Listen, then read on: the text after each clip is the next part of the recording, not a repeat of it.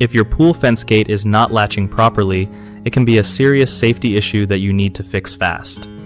So first, check if the latch mechanism is dirty or rusty because that can stop it from closing right.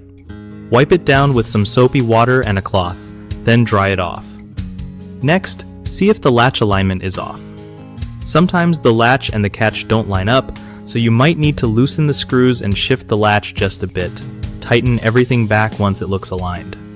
If the latch spring feels weak or stuck, try spraying a little lubricant like WD-40 to get it moving smoothly again.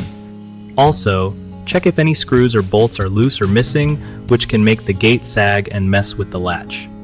If the gate itself is warped or bent, that could be why it's not closing properly, so you might need to replace parts or get a pro to help.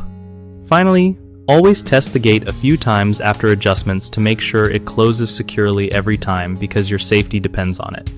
One of the biggest problems people run into with pool fence gate latches not working right is ignoring regular maintenance.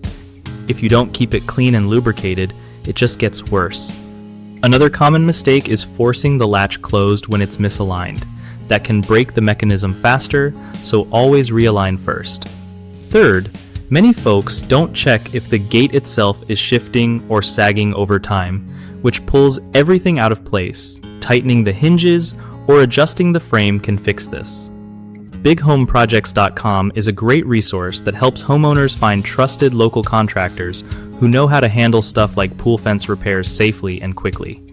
If you're a contractor, it's also a solid way to connect with people looking for reliable help in their area.